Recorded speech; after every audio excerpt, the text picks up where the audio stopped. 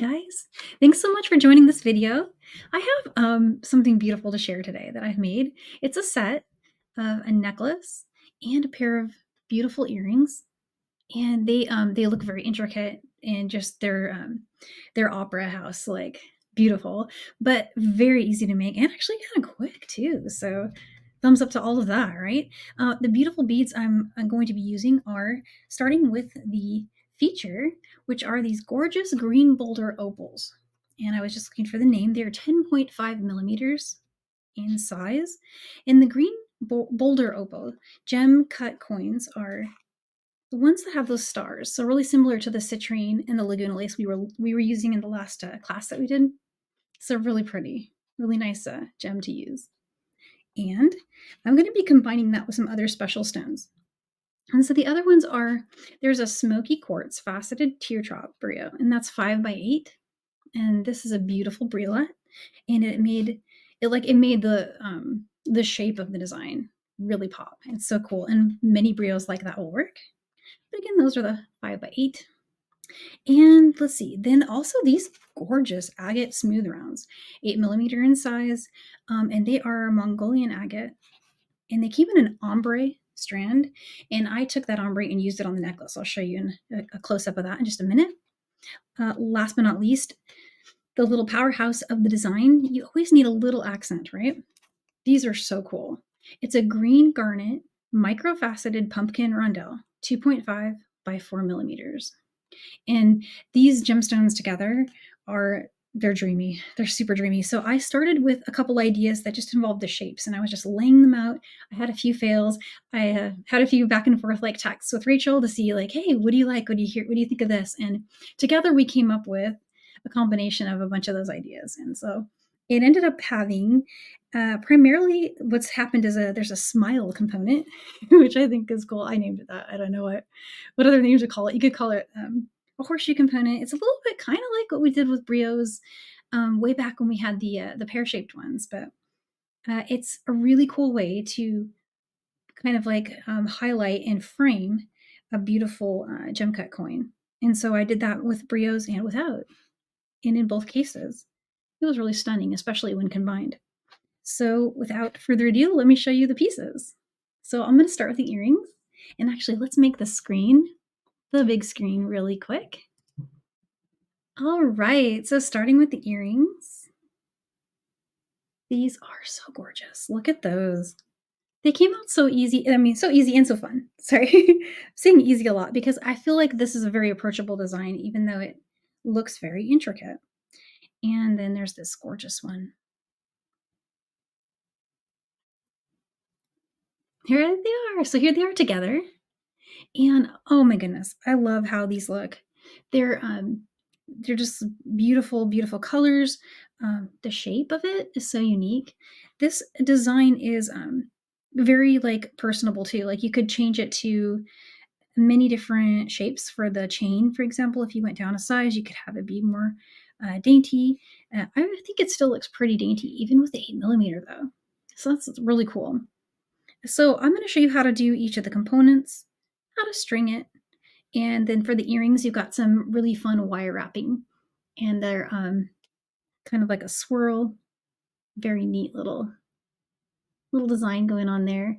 And each of these is made with just a little bit of wire and some bead stringing wire. So you're going to need some 26 and some 24 gauge craft wire, 26 here, 24 here. And for my beading wire, I was using a 0.018. You could use something like fine or medium. And you can use craft wire or you can use German style. I am using craft wire here. So I was using the vintage bronze color. But also feel free to change your colors. And you can get to new and improved looks and things like that. So yeah, so there's the design all finished together, and it is glamour shot time. Start with 24 gauge craft wire, and what you're going to need to do is from your brio strand, you'll just need to test out. You only need 3 that can do this, and there will be at least 3 on your strand. You'll need 3 that can fit over the 24 gauge. And don't worry, for the earrings, we're going to switch down to 26. But for the necklace, it's definitely a little bit more solid to use the 24, just so that it'll hold its shape a little better. But that said, if you really were struggling, you could go down to 26. But I was able to easily find 3, and I'm about to actually find 6 that can fit onto my 24 gauge. So, and just the way to figure that out is just to go ahead and test them. And let me show you an example. And don't force it, because we can always use any that don't work for the earring. They should easily slide onto your wire. Go ahead and smooth out a length of 24 gauge wire. That's about 5 inches or so. You don't need a lot. We're just going to make the little smile component. And so just smoothing that out, and get round nose pliers. And about 3/4 of an inch to an inch in from the edge, roughly about right about there or so. Just go ahead and form a nice pretty wrapped loop.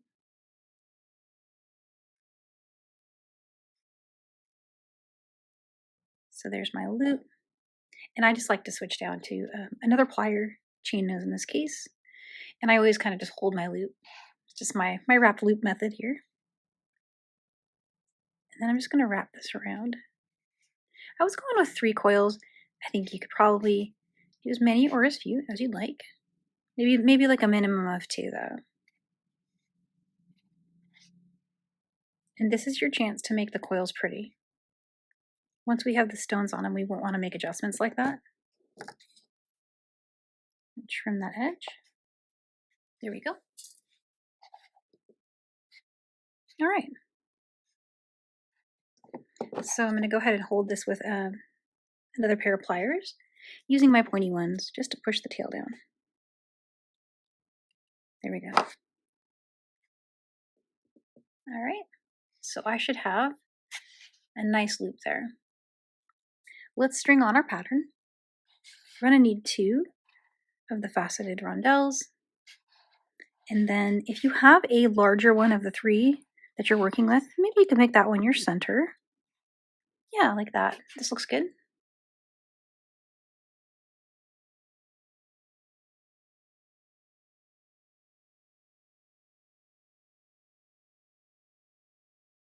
And you've got it. Okay, now put another rondelle. And then another one of your brios. Another rondelle. The last brio. Actually, I think I'm going to go in that direction because it's got, yeah, that works. And then 2 more rondelles.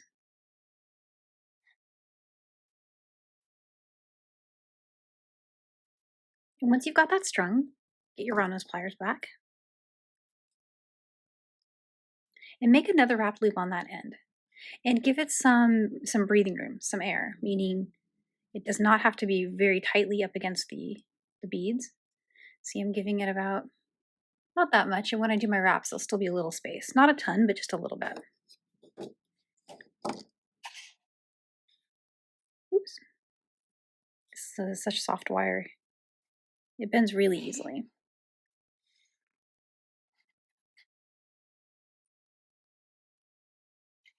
There we go. Got that. I'm going to trim that right back here just gently. Very careful with my nice stone.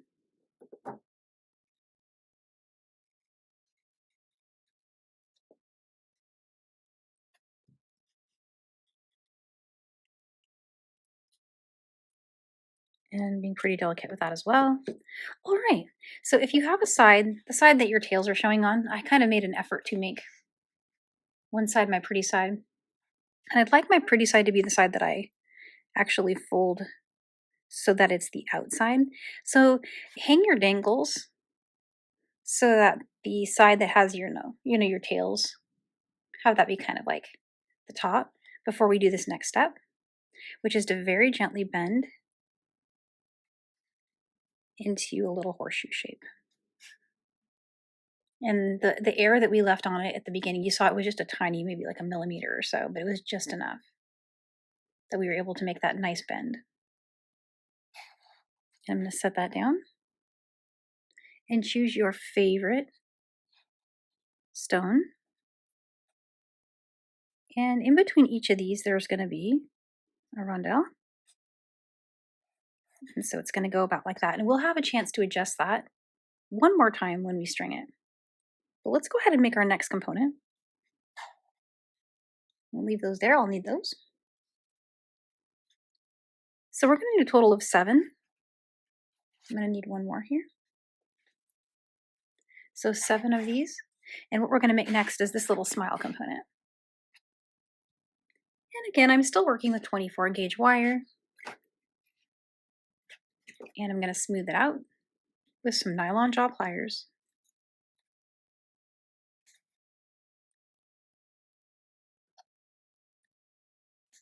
There we go. Wrapped loop at the top. Again, about 3/4 of an inch to 1 inch. It's actually, forgiving. So you don't have to make it exact. Just get a nice wrapped loop at that end. Honestly, I don't really measure, but I try to measure if I'm going to share how I made it, but I forget so many times to just like take note of that. And I heard from a lot of wire workers that they do the same exact thing. I don't know if that's a wire worker thing. But there's my wrap loop. And this is my chance to really make this one nice. So I'm just taking that opportunity before I got the stones on there. And there we go. Okay, so let's string all of these beads. There should be 7.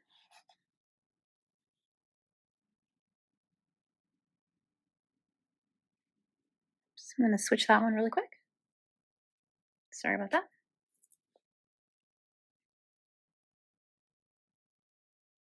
There we go. Okay, 7. And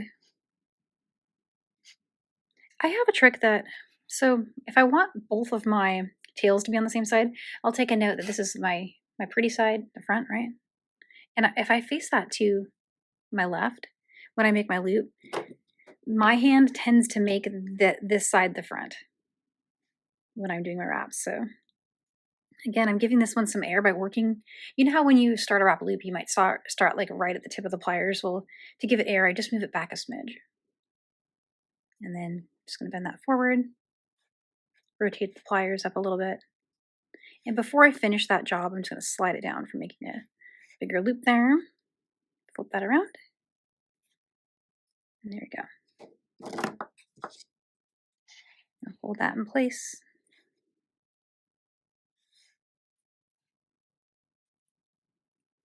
Oops. There we go. The craft wire is super easy to work with, but I need to position this coil a little closer to my loop.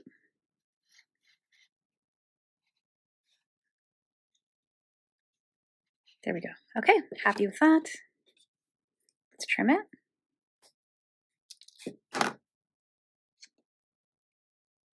And again, this part we're going to be pretty delicate. We're just going to push the tail down gently. And so I have my tail side on the same side and my pretty side on the same side. Just bending that like that.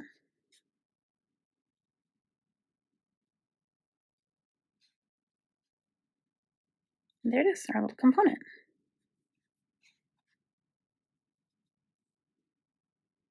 So they should be adjustable. And it looks like I might have bent that one just a little more. No problem. Widen it out a little bit. And you can always lay them next to each other. Another way to adjust them. So I feel like I made that one a little too tight. There we go. So just kind of look at them. You only need 2. I've made a third just for demo purposes, but now I can maybe even pick my favorite. But you can make as many of these as you like. The goal being is as you string, you'll be able to, this one needs to be a little bit tightened. And string it with your gem coin inside. So that's the basic ideas. We're going to have a bunch of elements that look like that. And then of course we've got a center focal element. And so for my design, I'm just going to have the 3 as my center. And then I'm going to go and add, embellished up the chain, a bunch of these beautiful stones. So this was my vision for the design. Once I started playing and looking at it, I thought, oh my gosh, that's like going to the opera, beautiful. I'm going to save this. Maybe this can become something else too. And then let's go ahead and string this and make it into our necklace. Start with a length of beading wire, and you can use any beading wire you'd like. Double check that it fits your rondelles. You shouldn't have any trouble getting it to fit the coin bead or the gemstone strand, but I think the rondelles are the one you just want to double check that your beading wire fits easily for you. And mine does. And so here's what we're going to do. We're going to need a bunch of rondelles. So let me get some of those. Just to start, I'll just grab about that many. And what I'm going to do is string a rondelle. And let's leave these for now. We'll put those on at the end. Let's just do the very center together. So rondelle bead, component through one side. And then let's string another gemstone, one of the little ones there, a coin bead, and another one of those. So you'll end up with something that looks like that. And then go ahead and go through the other side. And help it. Mine didn't spin quite this much when I first did it, but there we go. You don't want to kink your wire, so just very gently make that connection happen. And so the rondelles fill in the space around the little smile component that we made. And we'll do another rondelle,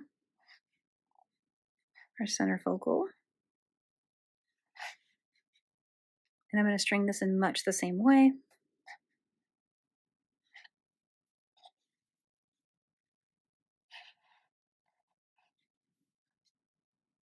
There we go. Look at that. It's so pretty. Let's get one more of these. I'm going to need a few more rondelles. Let's grab those.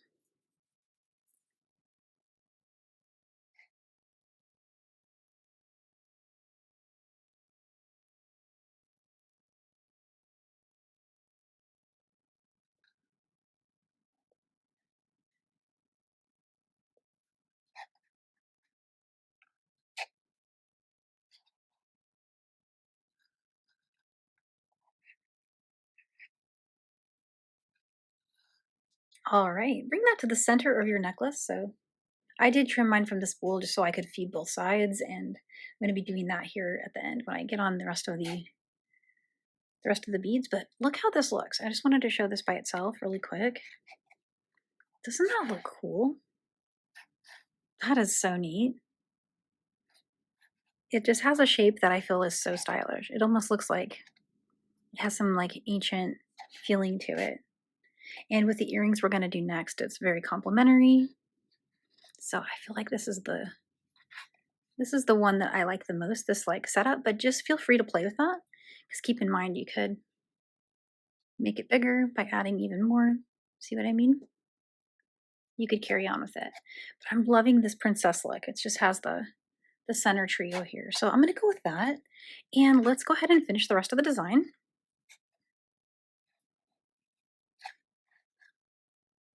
Let's string one of these. And string another rondelle. And so there's one way you could just go ahead and finish it like this. You can string gemstone, one of these, and that right there is gorgeous. Oh my gosh.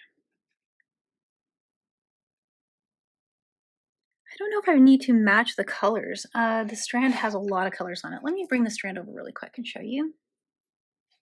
There's a lot to choose from on here. I could focus on these, or I could just let them be a rainbow. I like the rainbow. I'm going to go with that, but you could focus on certain colors if you wanted to. And in fact, maybe I could you can just go one that's a little less pink, so it's more of a flow, more of an ombre flow. That might be really good.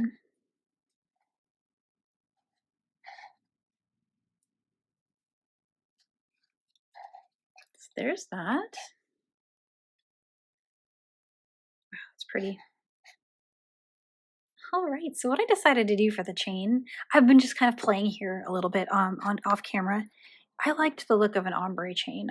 I tried a couple different things and came right back to this because that looks so pretty. So I'm just going to do that to my desired length and fade it out to the light color in the strand.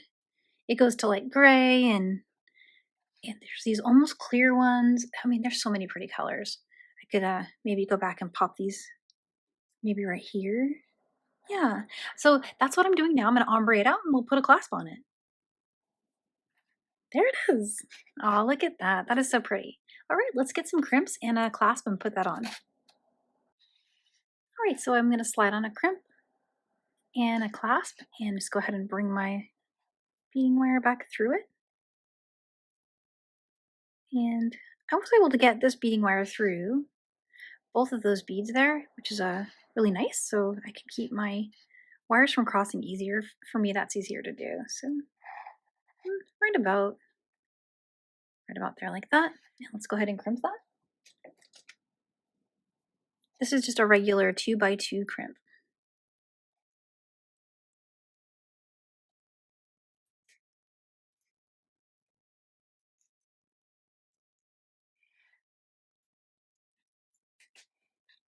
Makes it really easy. We can just trim our beading wire right here at the base. And then head to the other side.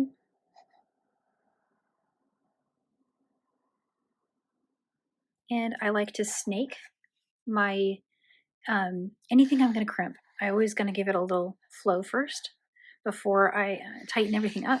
I think that really, really helps with making it not be too tight when you finish a design like this. And so there's my second crimp tube for the other side. And then here is the jump ring for this side. And again, with any luck, there we go, right through the beads. Look at that. All right.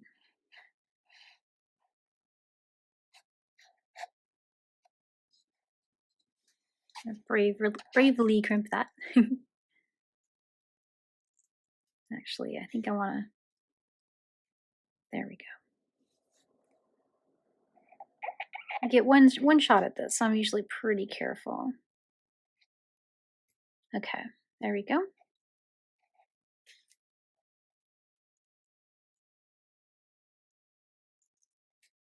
All right. And trim that there. Perfect. All right. So the necklace was really easy to make, but it looks so just fine arts. It's very beautiful. Wear this definitely with something very fancy and beautiful. There it is. And you can always add extra chain here and another dangle. I think it'd be cool to add a dangle. I might have to do that. With a little head pin and some of these really beautiful, these are green garnet, microfaceted green garnet. And they're a pumpkin rondelle. So that'd be cool to put those on a little charm. So I might have to add that, but let's do the earring first. So for the earring, we're gonna wanna switch down to 26 gauge wire. You'll have an easier time. Two main reasons to switch to 26 is we're going to make multiple passes through these beautiful green boulder opal gems. These gem cut coins have a very nice generous hole diameter. However, if you're going to cross something, and which is how we're going to construct this, it's just nice to have the 26 gauge. Also, it's just more flexible in that way for being treated almost like a thread. And then of course there's these beautiful brios. The smoky quartz faceted teardrop brios are definitely very fine holes. And so if you remember from the necklace, we were being quite selective about which ones fit on the 24 gauge wire. And so in this case, you don't have to worry as much about that. They're for sure going to fit on here. So we're going to need to cut a decent amount of this wire. We're going to want to have about, I wouldn't go any less than 10 inches. I think I might even cut 12. That's more than we need in the end, but There's some maneuvering and some, um, you know, wrap loop making and things like that in a couple of places. So it's going to be nice to have. All right. And now I'm going to go ahead and get some more of my pumpkin rondelles. Get those. Let's get a bunch. We're going to need 1, 2, 3, 4, 5, 6. 2, 3, 4, 5, 6.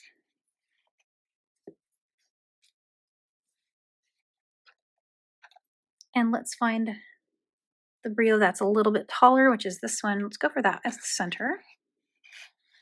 And then let's string on one of the pumpkin rondelles, one brio, and another pumpkin. So far so good. And I am selecting based on matching this a little bit. You see what I'm doing? It's not required, but it does actually really look nice. All right.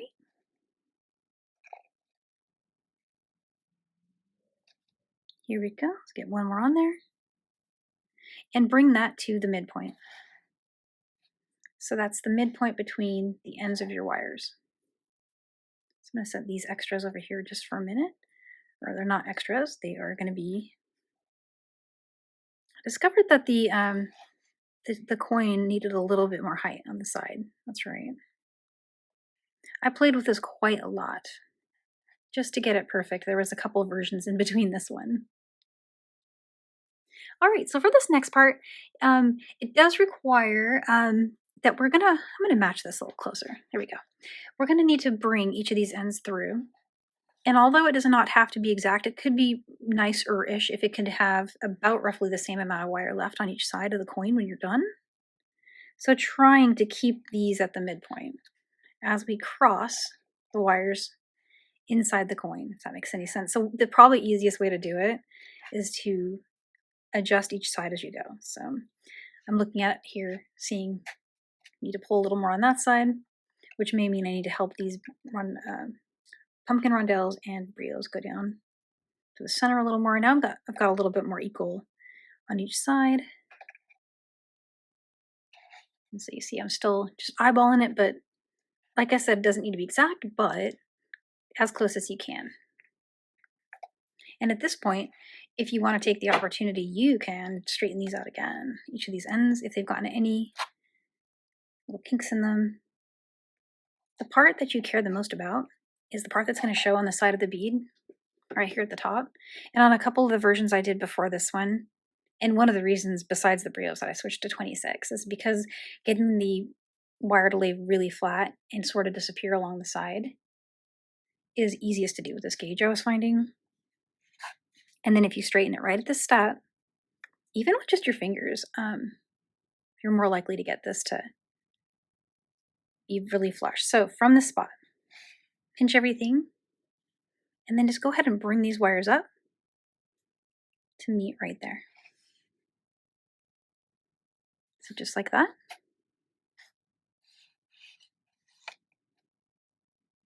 All right, and so next we're going to want to find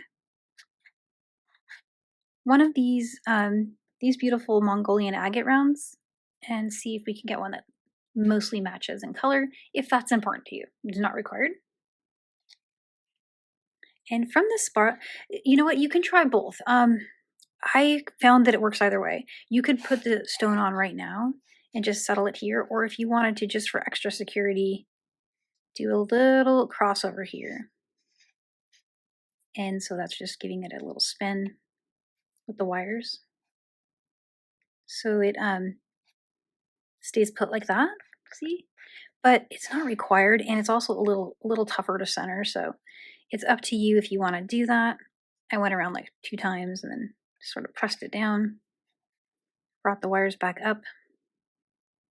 It creates a little bit of space here for when we come back down and we do these coils.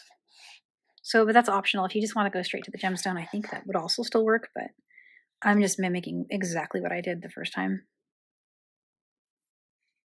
And what I found is that the agate almost covers up that spot. So you can see it kind of almost goes right to there. And we're about to cover that up even more when we come back down with the coils. And so with this one, I tried to make the loop forward facing because I am going to have the ear wire kind of like right here at the top. So let's grab and just go ahead and very quickly make a wrap loop.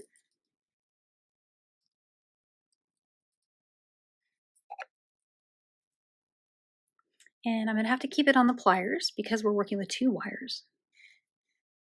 So let's go around. Oops, sorry. Sorry about that. A little loud. I went around 3 times, and then after my 3rd pass, went ahead and removed it from the pliers. And then just gently swirl these down in front. So you get that beautiful look right there. And then wrap around. And this spot you can, not too tightly, but just a little bit, pull a little tight.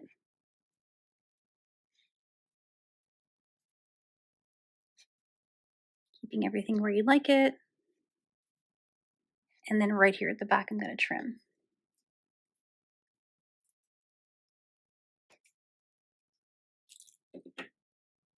And if you want to put those pliers back in, if it got spun a little bit on you, just to keep everything in plane, chain those pliers just to press these tails down.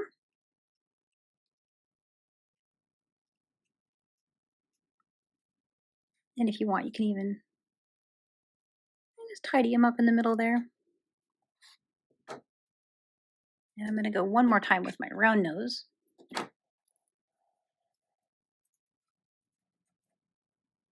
There we go.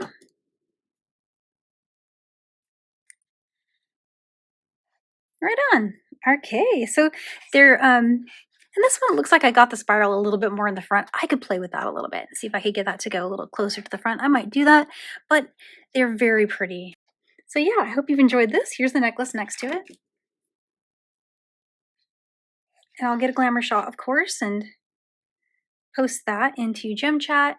And of course, we'll have to make a few versions, right? I feel like there needs to be even more versions of this gorgeous necklace and earring set. Oh, and I need ear wires. I will be adding those too. I need to search for the perfect matching pair. All right, I hope you enjoyed this, and I'll see you for the next one.